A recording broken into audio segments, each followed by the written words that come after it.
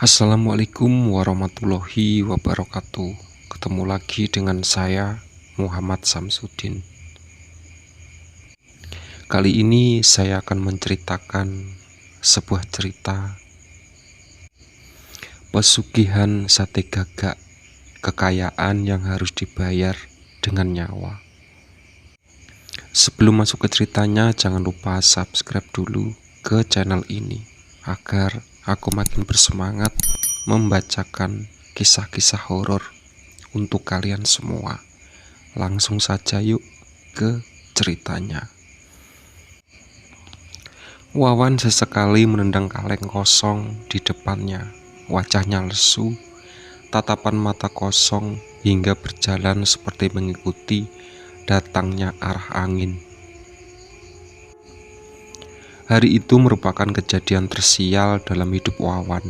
Bagaimana tidak, motor yang sehari-hari dipakai untuk mengojek diambil oleh pihak leasing karena tidak bisa membayar. Kemudian rumah dikontrakan sepetak di belakang pabrik sudah diancam harus dibayar dalam waktu dekat. Kalau tidak, ia harus keluar dari rumah itu. Ia mendongak ke atas, mempertanyakan nasibnya, apakah bisa bertahan di saat seperti ini. Wawan pun menyadari betapa menyesalnya dia meninggalkan keluarga di kampung untuk merantau di kota, tetapi malah menjadi sengsara. Siang itu sebelum pulang ke rumah, ia mampir ke warung kopi langganan milik Mas Darto. "Mas, satu kopinya kayak biasa," ujar Wawan. "Siap." Melihat raut muka yang lesu dari Wawan, lantas Mas Darto mempertanyakan dan duduk di meja kayu samping Wawan. "Kenapa lagi kamu, Wan? Jangan ditekuk gitu muka." Bukan apa-apa, cuma lagi mikirin aja gimana cara dapetin uang buat bayar kontrakan," ucapnya. Dengan berbisik-bisik, Darto menyarankan untuk melakukan pesugihan sate gagak karena baru-baru ini tetangganya melakukan hal klinik itu dan ternyata ampuh. Mendengar saran dari Mas Darto, sontak saja Wawan kaget bukan main.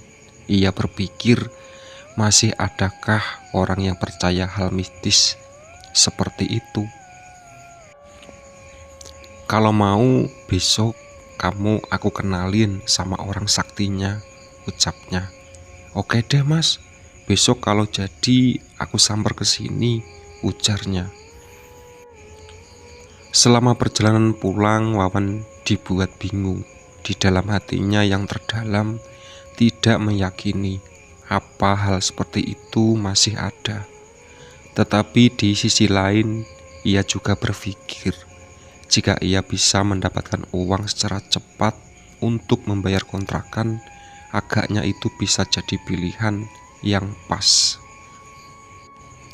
Keesokan harinya, Wawan menyambangi rumah Darto, bertanda jika ia menyetujui untuk melakukan pesugihan. Mereka berdua lantas ke rumah orang yang dikenal sakti itu. Di sana Wawan bertanya kepada orang yang dipanggil Mbah itu jika pesugihannya menumbalkan nyawa. Ia tidak mau, karena buat apa punya uang tetapi ujung-ujungnya mati. Simbah pun menjelaskan jika pesugihan sate gagak tidak termasuk pesugihan ilmu hitam. Yang dibutuhkan hanya keberanian dan kekuatan mental dari si pelaku. Nantinya Wawan harus menjalani sebuah ritual di sebuah pemakaman, karena itu menjadi tempat perkumpulan jin dari alam gaib. Selain itu, saat melakukan ritual, Wawan tidak diperbolehkan untuk membaca doa-doa yang diajarkan agama. Ia diharuskan untuk fokus ke tujuan mendapat kekayaan. Setelah perjanjian dengan siapkan segala ritual, dari mulai burung gagak yang sudah ditangkap beberapa waktu silam, bambu tipis penusuk sate, arang, hingga tempat panggangan sate. Pertama-tama Wawan bingung mengapa harus burung gagak yang dipakai dalam ritual ini. Namun sekarang ia menyadari jika gagak dijadikan persembahan karena tubuhnya berwarna hitam, layaknya ayam cemani yang identik dengan hal berbau mitos. Langkah pertama, ia pisahkan antara daging gagak dengan darahnya di mangkok. Kemudian ia memotong daging gagak menjadi beberapa bagian. Ia mengingat kata Simbah kalau bisa berbentuk potongan yang besar, karena makhluk gaib suka dengan porsi yang besar. Setelah tusukan sate tersebut lengkap, lantas Wawan mengeluarkan alat-alat pembakaran ke gerobak kecil yang sudah dipinjam dari teman. Satu demi satu perlengkapan yang akan ia gunakan selesai. Sekarang tinggal mental yang kuat yang harus Wawan miliki. Malam tiba tepatnya pukul 0.00. Wawan mulai menuju ke pemakaman yang sepi dari rumah warga ataupun jalan raya. Di sana ia baru melepaskan seluruh pakaian hingga tidak ada yang tertinggal sedikit pun. Saat ini dengan keadaan tanpa sehelai benang, Wawan bersama gerobak kecilnya berjalan mengitari area pemakaman. Di sana terdengar jelas suara burung dan jangkrik yang saling bersautan. Ada perasaan takut di hati Wawan. Tetapi ia ingat perkataan Simbah bahwa ia harus melakukan sebagaimana tukang sate menjajakan dagangannya. Tak lupa sebelum berteriak layaknya tukang sate, Wawan melumuri daging gagak dengan darah yang sudah ditampung di mangkok sebelumnya. Sate gagak, ayo dibeli, dilihat dulu, juga tidak apa-apa, teriak Wawan di keheningan malam. Ia harus terus-menerus melakukan perkataan tersebut sampai makhluk penunggu makam menghampiri dan memakan dagingnya.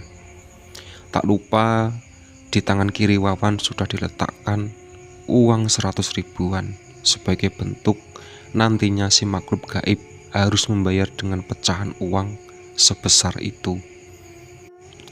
Tanda-tanda kehadiran sosok dari dunia lain mulai dirasakan Wawan. Bau anyir mulai tercium hingga udara dingin tambah menusuk tubuh Wawan yang tidak dihalangi dengan sehelai benang. Ia mengingat kata-kata Simbah, jika tanda sudah muncul, segera berkata berapa harga sate yang dijual.